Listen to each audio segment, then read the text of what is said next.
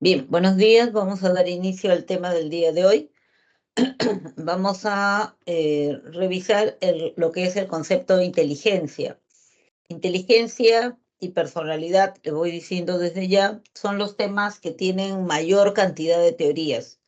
Todos los, digamos, todas las hipótesis, todas las escuelas, todas las corrientes que existen en psicología han trabajado, o bueno, la mayoría de ellas ha trabajado buscando definir esto, ¿no? Buscando definir lo que es inteligencia y entenderla un poco más. Entonces, vamos a ir revisando estas teorías, ¿no? Hoy en día, y esto lo trae a colación la imagen, existe la inteligencia artificial que la tienes en el celular, la tienes en la computadora y es solamente cuestión de hacer un clic, poner un nombre o una palabra generativa e inmediatamente te va a dar una serie de alternativas, ¿no? Esta inteligencia artificial, ¿hasta qué punto es igual o es superior que la inteligencia humana, ¿no? Probablemente es la pregunta. ¿Hasta qué punto una interfiere con la otra, bloquea a la otra o no? Entonces vamos a revisar hoy día qué cosa es la inteligencia, em, qué todas esa gran cantidad de teorías que existen, cómo las podemos dividir en dos grandes grupos. Las teorías clásicas de inteligencia, y ahí tienen algunos nombres, y las teorías contemporáneas de inteligencia. ¿Cuál fue el criterio que se utilizó para dividir, para poder entender o para poder separar estos dos tipos de inteligencia? Entonces, empecemos por lo que es el concepto. Inteligencia viene de dos voces, eh, digamos, latinas, intus, que significa entre, y leyere, que significa eh, leer, ¿no? Entonces, es leer de repente entre líneas, es leer aquello que no está tan evidente, ¿no? Y ahí se está haciendo de alguna manera alusión a lo que es inferencia, ¿no? Sacar conclusiones. Entonces se le define a la inteligencia como el constructo teórico que nos va a explicar la competencia y velocidad, o sea, competencia en el sentido o en la acepción que se refiere a habilidad, es la habilidad para, es la idoneidad para, pero no solo basta con la habilidad, la idoneidad, la competencia, sino también que el sujeto tenga velocidad. O sea, tengo la habilidad y la utilizo con rapidez. Competencia y velocidad, ¿para qué? Competencia y velocidad para adquirir conocimientos, adquiero conocimientos, los almaceno y los aplico en el momento pertinente. Entonces, competencia y velocidad para adquirir, almacenar y aplicar un conocimiento determinado es la forma como se define la inteligencia. No solamente para adquirir y almacenar, no, las tres actividades. Adquiero, almaceno y aplico en el momento conveniente. Estas son las divisiones que se han hecho entre las teorías, todas las teorías. En realidad aquí hay algunos nombres, pero sin embargo son muchísimas más. Pero bueno, se ha seleccionado esto para que lo trabajen y para que lo conozcan ustedes. Las teorías clásicas y las teorías contemporáneas se diferencian en el objetivo, en lo que persiguen como prioridad de conocimiento.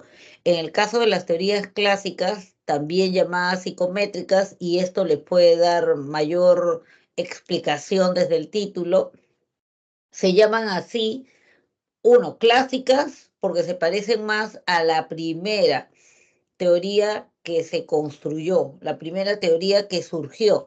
Entonces, como se parece más a la primera, se le llaman teorías clásicas y se le llama psicométricas porque ese es el objetivo. El objetivo es medir la inteligencia. La primera prueba de inteligencia que se construyó fue con ese objetivo. Entonces, todas las teorías que salgan, así sea mañana, salió una teoría nueva, pero tiene como objetivo, persigue medir la inteligencia, ese es su mayor, digamos, su prioridad, entonces es una teoría clásica o psicométrica. El otro grupo no persigue ese objetivo. El objetivo que persiguen es entender la inteligencia, explicar la inteligencia, cómo se forma, cómo se desarrolla, qué la interfiere, ¿no? Entonces, ese es otro grupo de teorías. Vamos a ir revisando por lo menos todas las que tienen allí presentes, ¿no? Teorías clásicas o psicométricas, dice la capacidad para resolver problemas cognitivos de tipo lógico abstracto. Su objetivo es saber cuáles son los componentes de la inteligencia, medirla, mide tanto, tanto, tanto, y ahí el famoso CI entra, y saber también cómo se originó, producto de la natura, de la herencia o producto de la nurtura, el ambiente, ¿no? Entonces, esas son las teorías clásicas o psicométricas. Esta es la primera teoría de inteligencia que surgió. La construyó, el encargo fue para Alfred Binet, pero se trabajó con Theodore Simon, ¿no? Entonces muchos, hoy en día, por ejemplo, esta prueba es conocida como la teoría Binet-Simon, era inicialmente, ¿no? Hoy en día es conocido como Stanford-Binet y ahorita les voy a explicar por qué. ¿Qué pasó? ¿Cuál es el contexto? ¿En qué circunstancias surgió esta primera prueba de inteligencia? Resulta que de pronto en Francia la educación se convirtió en obligatoria, como ahora es en casi todos los países del mundo. Entonces, como era obligatoria, empezaban a llegar niños de todas las comunidades, de todos los pueblos, a las capitales para poder estudiar. Y el maestro se vio con la dificultad de poder llegar a todos en un mismo nivel. Muchos niños no avanzaban al mismo ritmo, se iban quedando, se iban quedando. Entonces, ese era el gran problema. Ahora que se masificó la educación, hay niños que vienen de todos lados, entre paréntesis, con diferentes tipos de experiencias, entonces no avanzan al mismo ritmo. Entonces el ministro de Educación de Francia le encargó a Alfred Binet, él eligió a Simon, pero le encargó a Alfred Binet construir una prueba. Tú eres psicólogo, entonces construyeme una prueba que permita medir la inteligencia. Fue su idea, ¿no? De este ministro. Entonces, quiero saber quiénes son los niños que van a hacer problemas de aprendizaje para separarlos. Binet dice, por lo menos en sus escritos lo dice, que a él le pareció que la idea era adecuada. Separarlos no en un afán de marginar a alguien, sino en un afán de aplicarle una educación propia, una educación que sea pertinente para ellos, lo que hoy llamaríamos una educación especial de repente, ¿no? Entonces, ¿cómo puedo saber quiénes van a hacer problemas para desde el comienzo ponerlos en un aula donde les estimulen o les enseñen de una manera más personalizada o diferente, ¿no? Entonces, con ese objetivo, de poder identificar a estos niños, se reúne o trabaja con Simon, Theodore Simon, y empiezan a construir esta prueba. Curioso, porque esta prueba básicamente tenía varios subtests, tres subtests, uno de comprensión lectora, o el equivalente a la comprensión lectora, uno de razonamiento numérico, o el equivalente al mismo, y uno de vocabulario. ¿No? Entonces, medía vocabulario, comprensión lectora y razonamiento numérico. Esos eran los tres subtests. En base a ello, Binet y Simon construyen una tabla que les dice cuál es el promedio de puntaje o de rendimiento que tienen los niños de diferentes edades. ¿Cómo se hace esto? Se aplica esta prueba que él construyó, que tenía un montón de subtests, tres subtests y un montón de ítems, la aplica y a un grupo de niños de determinada edad, vamos a poner 50 niños de 5 años, le aplica todo y luego saca el promedio de rendimiento. ¿Cuál es el promedio que sacan los niños de 6 años? Igualito con niños de 7, de 8, de 9, de 10, 11, 12 años. Y entonces, teniendo los promedios, eso es lo que él podría esperar. Si viene un niño nuevo, le toman la prueba según lo que saque. Si está igual o parecido al promedio, ya, va a rendir. Lo pongo en su salón del año que le corresponde. Pero si no está igual, entonces tengo que pasarlo a otro lado y no lo junto con los niños que van a avanzar al mismo ritmo. Entonces, esa era su inquietud, ¿no? Y a este puntaje promedio, ¿no? Que se esperaba que tuviera el niño de determinada edad, se le llamó edad mental. Entonces, la prueba te medía tu edad mental. Esto es, rindes como un niño de cuántos años. Ah, yo rindo como 10. Ah, yo rindo como 11. Ah, yo rindo como 12. ¿Y cuántos tienes? Tengo 12. Y rindo como 12. Está bien. Tengo 12, pero mi prueba dice que rindo como 8. Entonces tú vas a hacer problema de aprendizaje y te separo. Binet dice para la ortopedia mental, ¿no? Entonces, ¿qué sería? Les decía como una educación especial. Esta prueba tuvo tanto éxito, que fue llevada a Estados Unidos, ¿no? O sea, el de Francia la jalaron, la llevaron a Estados Unidos y allí este, este investigador lo que hace es trabajarla, adaptarla a la población estadounidense, desde cambiar el idioma, cambiar algunos ítems que eran propios de Francia y no de Estados Unidos, era otro contexto, y así, a esa adaptación se le conoce con el nombre de test Stanford-Binet, que es lo que existe actualmente, ¿no? ¿Por qué Stanford? Porque se hizo en la Universidad de Stanford. Stanford-Binet. El test de Stanford-Binet, ¿no? Es el que se utiliza para medir la inteligencia. ¿Se usa actualmente? Sí se usa, pero todas las pruebas de inteligencia tienen que ir adaptándose a los cambios que van habiendo en el mundo, o sea, en el vocabulario, en la forma de razonar, en la forma de entender los textos y de escribirlos. Entonces, todas las pruebas deben actualizarse mínimo cada 10 años. Lo ideal, cada 5 años. O sea, cada 5 años yo vuelvo a hacer una adaptación de mi prueba en cuanto a vocabulario. De repente hay palabras que ya no se usan. Las saco y le pongo un sinónimo, ¿no? Que sea más actual. O de repente, qué sé yo, hay cosas que ya se han vuelto más evidentes, más fáciles, ¿no? Entonces los voy descartando. Si yo les tomara a ustedes una prueba de inteligencia que no está adaptada, o sea, se dice estandarizada, bueno, o sea, estandarizada a lo actual, ¿no? Si les tomo una prueba de hace 50 años o 60 años, es probable que ustedes salgan con un puntaje que les corresponde a un genio, ¿no? Son genios todos los chicos. En realidad, no, la prueba está desactualizada. Entonces hay cosas que son muy simples ahora para nosotros, por los medios de comunicación, por el avance en la educación, por muchas razones, y que antes era muy difícil, ¿ya? Entonces, a eso se le llama adaptación de pruebas. Bien, así se construyó la primera prueba de inteligencia y como verán allí, el objetivo, sin lugar a dudas, era medir la inteligencia. Quería medir la inteligencia. Si quieren, pongan entre comillas lo de medir, pero ese era el objetivo, ¿no? Bien, eh,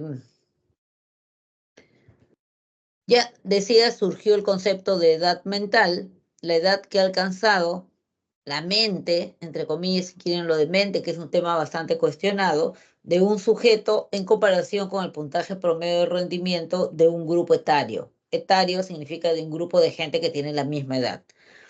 A partir de esta prueba, otro psicólogo, Wilhelm Stern, construye la famosa fórmula del coeficiente intelectual. Entonces, lo que razonó fue el hecho de que, bueno, está bien, ya tienes los puntajes promedio y vas a tener que estar haciendo tus comparaciones uno por uno, ¿no? Edad por edad. Pero podría ser que pudiera ser que saquemos algo así como, que saquemos como un coeficiente, ¿no? Una proporción, si quieren, para poder saber en qué nivel de rendimiento se encuentra el niño. Y él elabora esta fórmula, el CI, el famoso coeficiente intelectual, cociente intelectual, que son sinónimos. Entonces se le ocurre dividir la edad mental entre la edad cronológica. Edad mental, la edad que tienes de acuerdo a tus resultados en la prueba. Edad cronológica, tu edad verdadera, biológica si quieres. ¿Cuántos años tienes? Y dividía esto, ¿no? Y sacaba un numerito que lo ubicaba en una tabla, la tabla que tienen al costado de categorías intelectuales. Pero resultaba un poco fastidioso porque a veces en la división se daban muchísimos decimales y esto era complicado, ¿no? O tedioso por lo menos. Entonces decide multiplicarlo por 100 para evitarse decimales, ¿no? Edad mental entre edad cronológica por 100 y así se evita los decimales. Bien, haciendo toda esta operación encontramos esta tablita. Esa tablita la construyó a partir del Stern, a partir de esta definición de coeficiente intelectual o cociente intelectual y ubica al individuo según su puntaje. Si este número, edad mental entre edad cronológica por 100, le da entre 90 y 109, podemos decir que nos encontramos frente a un sujeto normal, normal promedio. Si está un poquito más alto, pero no llega al 120, entonces es normal alto. Si está mucho más arriba de normal alto, tiene un rendimiento superior. Pero si tiene más de 130, ya es muy superior, hasta le podríamos etiquetar como genio, ¿no? Igual para abajo. Si tiene menos de 90, o sea, 89 y hasta 80, está dentro de lo normal, pero es normal bajo. O sea, estos tres puntajes son normales. Un poquito más alto, un poquito más bajo que el promedio. Si tiene entre 70 y 79 de puntaje después de aplicar esa fórmula, entonces es un sujeto que se encuentra en una situación limítrofe. Limítrofe significa en el límite. En el límite entre lo atrasado y lo normal. ¿Es un niño con retraso intelectual? No, está en el límite, limítrofe. Y entonces, ¿qué implicancias tiene eso en su vida real? Que es un niño que por lo menos las bases de todo su aprendizaje la va a tener que llevar de una manera personalizada, multisensorial, o sea, muchos estímulos que atacan o que afectan a diferentes órganos sensoriales no, para aprender a leer, por ejemplo, no solamente tiene que escribir la letra o verla, ¿no? Tiene que moldearla con la plastilina, tiene que sentirla en su espalda, que alguien se la diseñe, etcétera, etcétera, ¿no? Tiene que dibujarla con la mano, con el cuerpo, etcétera. ¿Para qué? Para que pueda llegar esta información a quedarse, a fijarse en la persona. Si tiene menos de 70, o sea, 69 o menos, se le considera como una deficiencia intelectual ya definida, ¿no? Esta es la curva de distribución de los puntajes, donde se ve que los puntajes promedios están aquí, ¿no? En el medio, y los altos o los bajos se dan en una población etaria determinada en mínima cantidad. O sea, gente que esté muy alto o que esté muy bajo es 1%, 0,1, 2%, etcétera, ¿no? Se le conoce como la distribución normal de inteligencia. Surge otra teoría, ¿no? Luego de lo de Eysenck, o Binet, perdón, Binet, surge la teoría bifactorial de Charles Spearman. Charles Spearman lo que hace es introducir el análisis factorial, que es una fórmula, un recurso estadístico para ver hasta qué punto los resultados de esos subtests que yo estoy tomando no están midiendo la misma área. Por ejemplo, cuando leo vocabulario y leo y le evalúo vocabulario y evalúo también comprensión lectora, ¿estoy midiendo lo mismo, sí o no? Entonces él dice, hay que aplicar análisis factorial a a los diferentes tipos de pruebas que yo pueda tomar. Y ya, lo que hace es eso, aplica análisis factorial a los resultados obtenidos en múltiples subtests. Y él concluye en que la inteligencia tiene dos factores, solo tiene dos factores, dice él. Un factor general que viene a ser como una energía que heredas y que hace que haya una uniformidad en tu rendimiento general. Esto es, si eres bueno en matemáticas, eres bueno en comunicación, eres bueno en ciencia, eres bueno en todo. A eso se le llama el factor G. Es transversal a todos tus rendimientos. Dice que esto es heredado y que se desarrolla hasta los 12 años. Pero además descubrió él que existe un factor al que le llama factor específico. Este factor específico, o factor S, o factor E, si quieren, es el que evalúa los resultados que tienes en áreas específicas. Entonces lo que él dice es, hasta los 12 años yo me muevo, me movilizo, rindo con mi factor G, que no me ha costado a mí nada, lo he heredado, lo tengo en mis genes, ya. Pero paralelamente tú vas especializándote, escogiendo preferencias y desarrollando más en algunas áreas. Supongamos, yo tengo un factor G, digamos que promedio, normal, bajo, pero como mi papá es matemático y mi mamá también trabaja con números, ya yo me engolosino con eso y empiezo a estudiar más, y un poco como que desarrollo esta área. Así, o puede ser la comunicación o cualquier otra área. A esto que has aprendido, ese factor que tú has aprendido y tú has desarrollado por tu cuenta, no lo heredaste, lo desarrollaste, lo aprendiste, le llama factor específico. Y dice que a partir de los 12 años, la vida te presenta tantos problemas diferentes que tu factor G ya no es suficiente. Ya no es suficiente. Puedes tener un factor G alto, pero si no has desarrollado factores específicos, vas a tener problemas en enfrentar los problemas de la vida. Entonces, él habla de dos factores, factor G, factor S. Tiempo después, el mismo Charles Spearman encuentra que existe una tercera área. Esta teoría se le llamaba bifactorial porque mencionaba dos factores, el factor G, factor S. Pero él mismo después dice, hey, alto, hay un tercer factor y ese factor es la motivación, corresponde a la motivación, al interés del individuo. Entonces una persona puede tener un factor G alto, pero es un despreocupado, no le interesa nada y su rendimiento es bajo. Otra persona puede tener un factor G de repente promedio o hasta normal bajo, pero es tan empeñoso, trabaja con tanto entusiasmo que destaca y su rendimiento es muy bueno.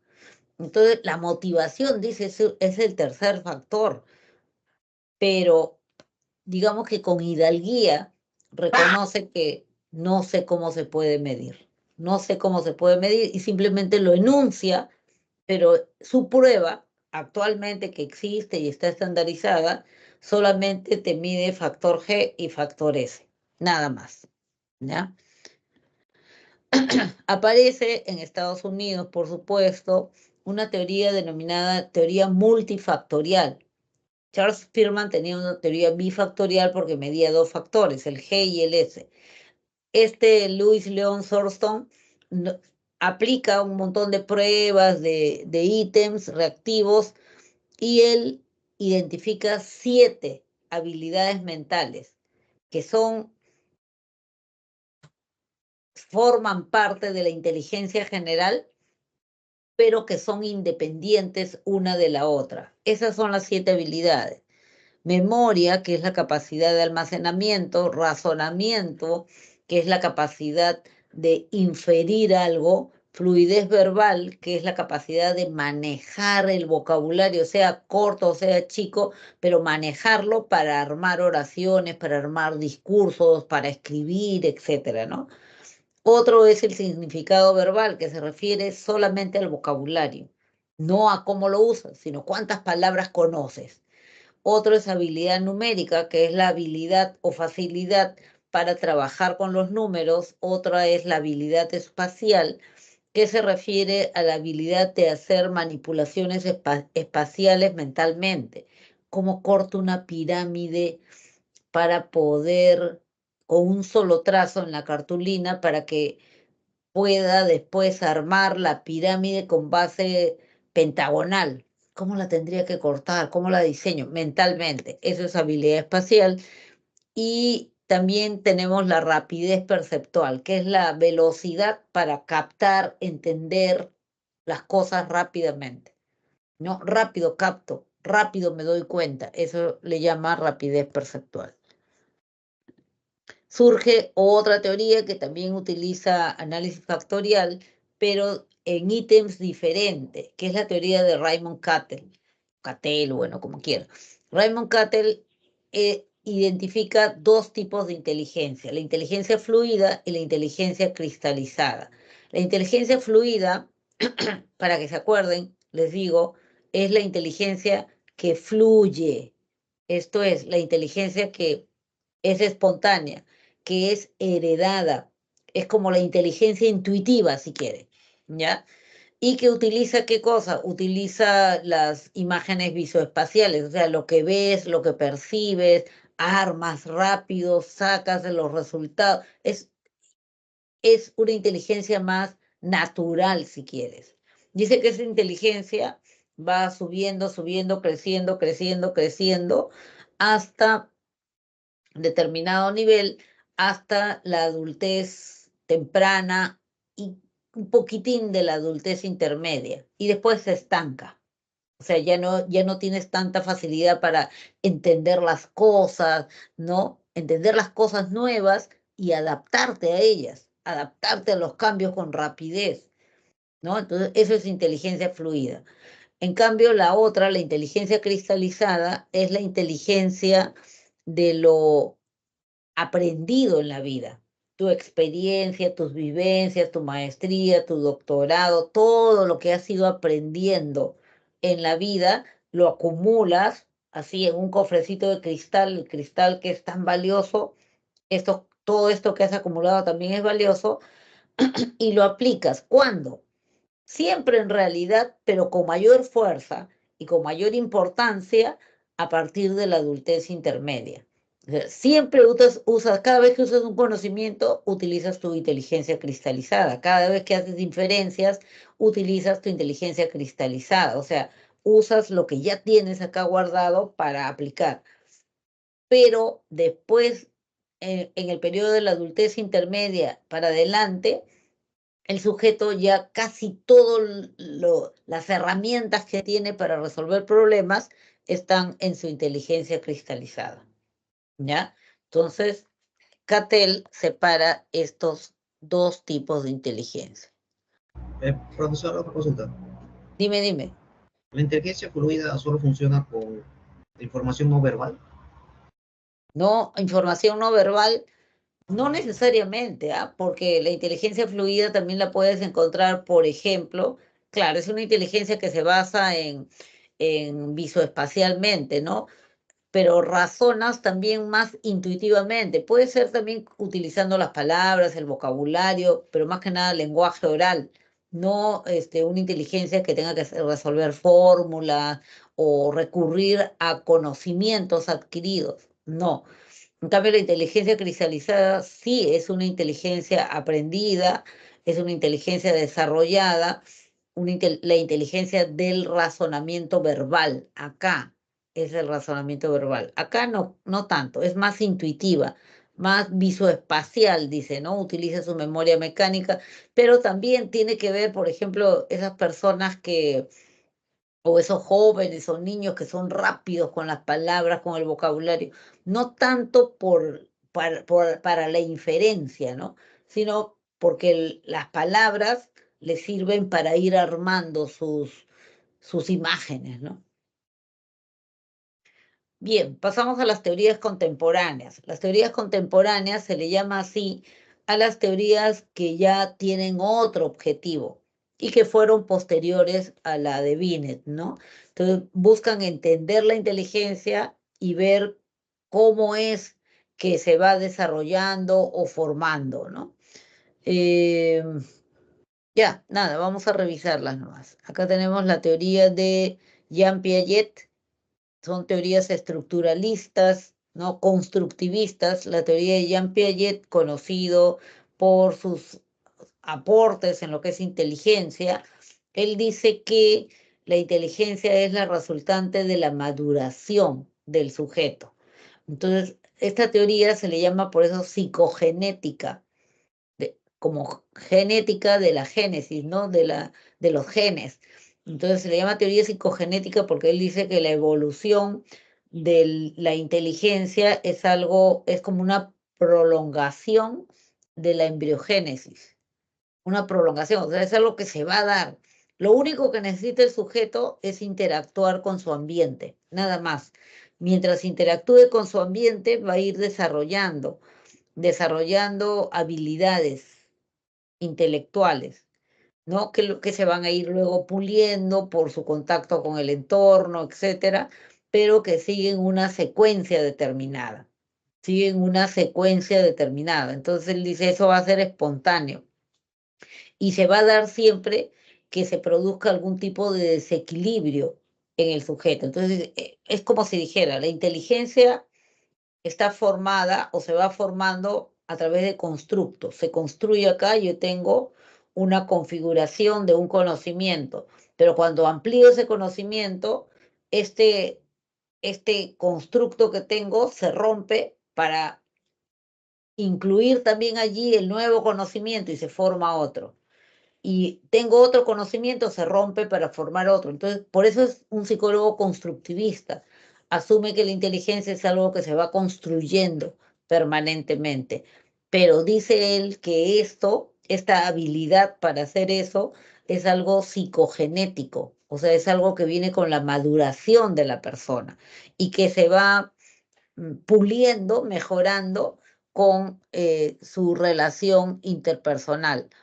De acuerdo a esto, él separa varias etapas, 4 etapas, que de alguna manera ya hemos estado mencionando. La etapa sensorio-motriz, donde el niño forma sus constructos cognitivos a partir de sus sensaciones, de lo que toca, de lo que mira, de lo que oye, etcétera, ¿no? Entonces, esta etapa de 0 a 2 años es una etapa en la cual el niño aprende a reaccionar de una manera determinada y luego ya va incrementando con la permanencia del objeto, empieza el desarrollo de un pensamiento un poco más, eh, digamos, prelógico. Luego viene la etapa preoperacional, pre es antes, operacional viene de operaciones, es la etapa anterior a las operaciones, pero no operaciones matemáticas, sino operaciones mentales. Las operaciones mentales son una suerte de digamos, formas de razonar, que en esa edad de 2 a 7 el niño todavía no maneja, todavía no tiene esas operaciones, y por eso el pensamiento del niño preoperacional es un pensamiento egocéntrico, ¿no? Es un pensamiento que tiene solo una perspectiva, la propia, nada más. Y por eso él cree que si mamá está feliz es porque él ha hecho algo, que si papá está triste es porque él ha hecho algo, porque su pensamiento todavía no tiene operaciones mentales que le permitan razonar.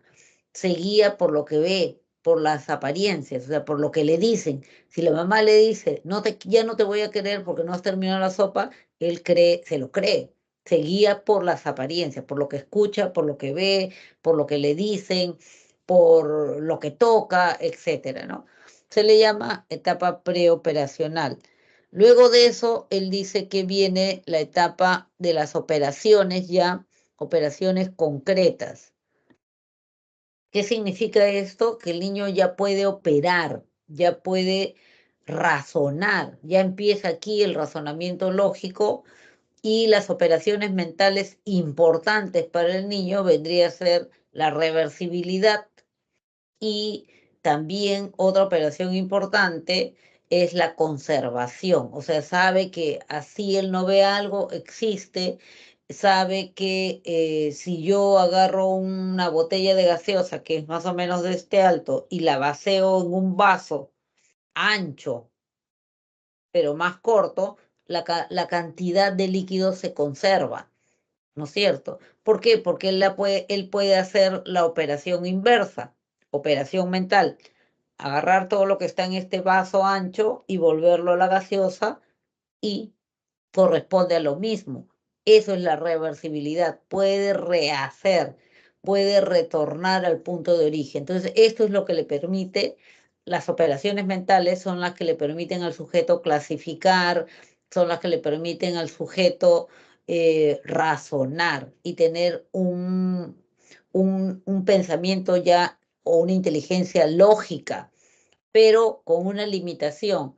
Es lógica, pero ceñida a lo concreto. Quiere decir a lo que puede tocar, tocar con sus manos, y por eso usa mucho el material didáctico, o tocar con su imaginación. Imaginarlo, por lo menos tiene que poder imaginar las cosas para poder razonar con ellas. Una cuarta y última etapa es el de las operaciones formales. Aquí el niño, ya estamos hablando de un niño de 12 años más o menos, ya no necesita tocar las cosas o imaginarlas. Simplemente lo que necesita es revisar si tiene lógica el razonamiento. Y si el razonamiento tiene lógica, lo acepta. Entonces, todas esas leyes de la lógica que ustedes les enseñan, ¿no? P y P es igual a P o P, etcétera, ¿no? Entonces, todo eso, P entonces Q, ¿no? Q, P, entonces Q es la respuesta, ¿no? Entonces, en la etapa de las operaciones formales, ya el sujeto con esta habilidad puede alcanzar razonamientos más abstractos, puedes estudiar qué cosa es el neutrón, el protón, así no lo tenga delante, ¿no? Así no lo tenga delante, qué cosa es dignidad, ¿no? Así no pueda tocarla, así no pueda verla. ¿Por qué? Porque su pensamiento ya es abstracto, su razonamiento es abstracto y el pensamiento se mueve en función a hipótesis. Una hipótesis es un supuesto, es un supuesto. Yo supongo cosas, me adelanto y luego lo confirmo o no lo confirmo y de acuerdo a ello voy a deducir algo, ¿no? Otro psicólogo que también es constructivista es Lev Vygotsky. Lev Vygotsky, como ya le estará sonando el apellido, es un psicólogo ruso. Entonces, él elaboró su teoría en la época de la Revolución Rusa. ¿Cuáles eran los temas predominantes ahí? El socialismo, pues, ¿no? Entonces, obviamente, uno es producto de su sociedad también. Y entonces él dice que la inteligencia es posible gracias a la interacción social del individuo. Y prioriza eso, ¿no? Que debe haber una interacción con el individuo, con otros individuos, para poder desarrollar la inteligencia. Piaget decía, basta con que interactúe con su entorno, con sus sonajas, con sus cosas, con los colores, etc. Vygotsky dice, no, tiene que ser con otras personas, así sean pequeñitas. El desarrollo intelectual, dice, producto de la interacción social. Entre un experto, expertos son todos los que saben un poquito más que tú. Tu maestro, tus colegas que saben más de un tema determinado, son expertos. Y tú, que eres el sujeto de aprendizaje, eres el aprendiz. Entonces, tiene que darse esa interacción, decía Vygotsky, para que se pueda construir, para que puedan armarse los constructos hipotéticos. Entra un conocimiento nuevo, ya, entra un conocimiento nuevo, entonces transforma mi constructo inicial. Al transformarlo, se produce un desarrollo intelectual. Entra otro conocimiento y ya, y así, a lo largo de la vida se va a ir interiorizando, internalizando lo que vas aprendiendo en la práctica social, en la interacción con los sujetos, lo internalizas y eso transforma tu esquema constructo cognitivo. Dos términos para Vygotsky son importantes: internalización de las prácticas sociales, de tu interacción, de tu relación con los expertos, y la zona de desarrollo próximo o zona de desarrollo proximal. ¿A qué le llama él zona de desarrollo próximo? A la diferencia que existe entre lo que tú puedes rendir solo y lo que Para rindes que con ellos ayuda. no te tocan a la hora que lleguen. Por ejemplo, dice, ¿no? Si te tomo una prueba ahorita y sacas 15, bueno, la prueba la has dado tú solo en un tiempo determinado, sin ayuda de apuntes ni nada, ni de otra persona. Ya está, tienes 15. Y mañana te tomo una prueba paralela, o sea, una prueba que mide lo mismo, pero con otros ítems. Te tomo la prueba paralela, pero te doy la indicación de que busca un compañero o compañera con la cual puedan trabajar. Cada uno me entrega su prueba, pero pueden asesorarse. Ya está. Elige, resuelven los dos juntos, cada uno resuelve su prueba, pero han podido asesorarse. Corrijo, 18. La diferencia que existe entre lo que rendiste solo, 15, y lo que rendiste con ayuda, 18, esta diferencia es la zona de desarrollo próximo. En otras palabras, es algo así como tu potencial. Tú podrías llegar hasta 18 si tienes la asesoría adecuada. Entonces, en esta zona de desarrollo próximo es donde debería trabajar el maestro. Luchar, luchar, luchar, enseñarte, enseñarte, enseñarte, hasta que tú solito puedas hacer 18. Cuando solito hagas 18, vuelvo a medir tu zona de desarrollo próximo para ver cómo voy a trabajar contigo. Ahora mi zona de desarrollo próximo, mi rendimiento con ayuda es 20. Ah, voy a trabajar hasta que llegues a 20. Y así sucesivamente, ¿no? Entonces, esos conceptos de zona de desarrollo próximo, de importancia de la relación experto-aprendiz, han sido tomados en cuenta, mucho han sido tomados en cuenta, y es más, se utilizan mucho para lo que es educación. Hoy en día casi todas las estrategias educativas utilizadas son provenientes de Piaget, provenientes de Vygotsky, hablando de la zona de desarrollo próximo, hablando de la internalización de conocimientos, de la interacción experto-aprendiz. Por eso lo del trabajo en equipo. Por eso es que en la secundaria de repente, o no sé si en la primaria también seguro, han trabajado mucho en equipo, porque entre expertos, y algunos se convierten en expertos, otros en aprendices, e interactúan. Y eso hace que desarrollen su zona de desarrollo próximo. Por eso una prueba de entrada antes de desarrollar un tema determinado. Luego tenemos la teoría triárquica de Robert Sternberg, sujeto que han Profesora, una pregunta. conocido. Dime rápidamente. La teoría de Levi-Vygotsky sociohistórica es también la misma teoría del aprendizaje, ¿cierto? O en sí casi dice lo mismo, porque veo que la parte de lo que sigue es lo bien aprendizaje, una teoría de aprendizaje. Como no te entendí bien. La teoría De Vygotsky. sociocultural de Vygotsky es la misma Ah, teoría del aprendizaje, ¿cierto? Entonces la parte que está poniendo al costado sería la teoría del aprendizaje. todo tiene que ver con aprendizaje.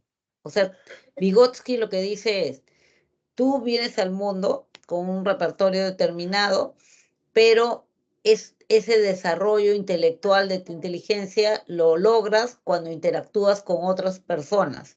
Te conviertes en aprendiz, y el otro del que estás aprendiendo o con el que estás aprendiendo se convierte en el experto. Puede ser tu maestro, tu maestra, pueden ser tus amigos que saben más de un tema.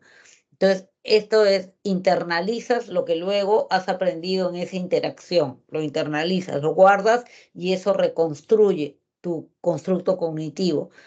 Y también es importante que el maestro mida la zona de desarrollo próximo de los niños para que pueda trabajar en esta área llamada zona de desarrollo próximo, entre lo que rinde y su potencial, lo que puede rendir si tiene la asesoría adecuada. La teoría teórgica, les decía, la construyó Robert Sternberg. Robert Sternberg, el mismo de la teoría triárquica del amor, ¿te acuerdan? Intimidad, pasión, compromiso, tiene una teoría de la inteligencia que también es triárquica, también habla de 3 factores. Entonces, o 3 componentes. Dice que la inteligencia en general tiene 3 componentes. Analítica, hay una inteligencia analítica que es la que miden, dice él, todas las pruebas de inteligencia, lo único que hacen es medir la inteligencia analítica, que es la inteligencia lógica, la inteligencia del razonamiento.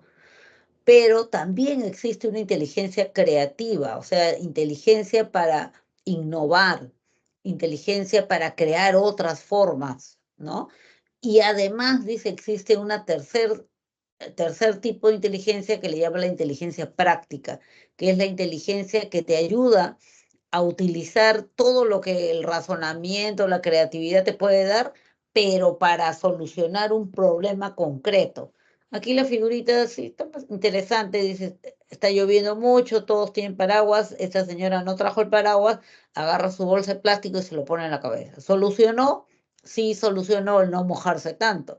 De una manera convencional, no, de una manera práctica. Entonces la inteligencia práctica es la que te sirve, la que usas, ya sea jalando de tu creatividad o de tu aprendizaje, digamos, académico, pero todo eso jalas para poder solucionar un problema concreto. ¿Cómo le digo a mi mejor amiga que acabo de enterarme que sus padres han fallecido en un accidente automovilístico?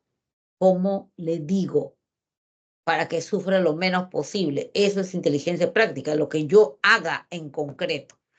Indudablemente, para Robert Sternberg, la inteligencia más importante es la inteligencia práctica.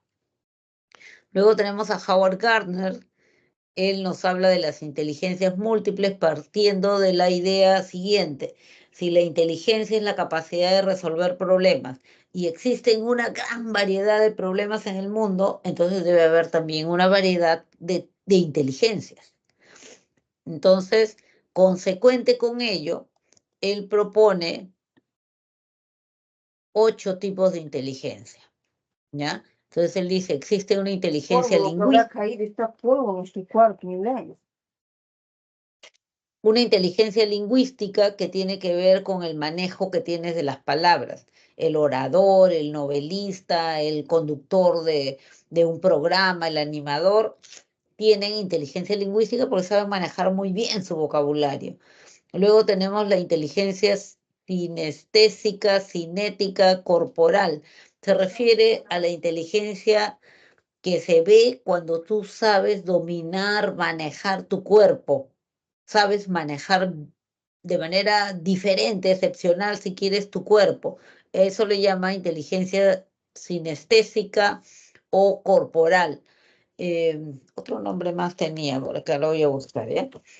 Entonces se refiere a eso, un actor que tiene que saber cómo gesticular para producirte una emoción determinada, un gimnasta que sabe cómo manejar su cuerpo para pararse de pies, para hacer su zapa de molino, etcétera, un bailarín que sabe cómo girar para no caerse, bueno, desplomarse, ¿no?, en el suelo, tiene inteligencia corporal o sinestésica o cinética, como dice ahí, ¿no?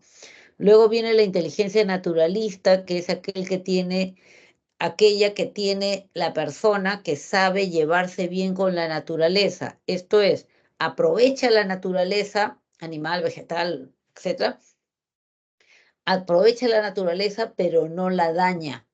Entonces a eso le llama inteligencia naturalista. Inteligencia interpersonal, la inteligencia que tienen aquellos que saben llevarse bien con las personas, conocen bien a las personas. No el que dice amén a todo, no, sino que yo puedo darte la crítica más dura, pero no te ofendo, no te daño, no es mi intención dañarte y no lo hago. Entonces, eso es inteligencia interpersonal, sabe llevarse bien con las personas. Inteligencia lógico-matemática, el contador, el físico, que manejan bien todo este tema numérico. La inteligencia intrapersonal, que es la inteligencia de aquella persona que se conoce muy bien, sabe cuáles son sus planes, cuáles son sus cómo manejarse, analizarse, reflexionar, ¿no? Me conozco bien, sé cómo de repente programarme o de repente, ¿por qué me molestó esto? Ah, ya debe ser por esto. ¿Y qué hago la próxima vez? Ah, ya hago otra cosa. O sea, yo mismo gestiono bien lo que son mis acciones para poder ir mejorando, ¿no? La inteligencia musical, que es aquella inteligencia de aquellos que manejan muy bien los sonidos, un músico, un ejecutor de un instrumento, un cantante, un compositor de música, ¿no? Tienen inteligencia musical porque manejan muy bien la música. Inteligencia visual espacial o visoespacial es la inteligencia del arquitecto o del pintor que tiene su lienzo en blanco y sabe cómo poner los colores para darte un buen mensaje, una buena emisión, ¿no? Entonces, él habla de estos 8 tipos de inteligencia, que no es obligatorio que todos tengamos todos los tipos de inteligencia, tampoco es obligatorio que brillemos en todos los tipos de inteligencia, podemos tener 1 o 2 tipos de inteligencia bien desarrollados y suficiente, ¿no? No pasa nada. Y tenemos finalmente la inteligencia emocional, que fue desarrollada por Daniel Goleman. Daniel Goleman recopila mucho del trabajo realizado por otros psicólogos, como son Salope y Meyer, que decían, ¿y si una persona tiene inteligencia intra e interpersonal? Ah, tiene inteligencia social, se lleva bien con los demás, se lleva bien consigo mismo. ¡Wow! Tiene inteligencia social y lo dejó ahí. Luego Rubin Bar-On, un psicólogo israelí, sostiene de que cómo podemos hallar, así como hay un coeficiente intelectual, un coeficiente emocional. Debe existir un coeficiente emocional. ¿Cómo se halla? Y lo dejó ahí. Entonces Daniel Goleman recoge todas esas investigaciones y empieza a desarrollar y desarrolla su concepto de inteligencia emocional. Este librito es como su libro bandera, ¿no? El que trabajó y que todavía existen y siguen vendiendo. Entonces él dice que hay que desarrollar,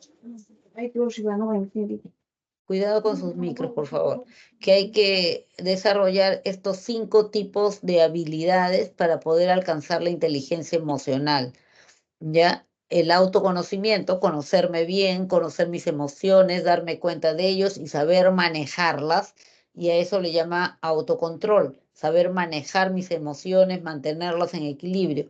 Automotivación, utilizar mis emociones para motivarme, para empujarme a seguir avanzando y perseverar. Cuidado ese micro. Es sabe el micro de manejar. Guacho. Ah, sí. ¿Y qué es? Ah, pero que la pague, pues igual. El manejo de relaciones sociales también es otra habilidad que se puede desarrollar, cómo llevarme bien con la gente sin caer en la sumisión, ¿no? No es que sea sumisa, pero sé relacionarme bien, sé no estar embroncándome con todo el mundo, ¿no?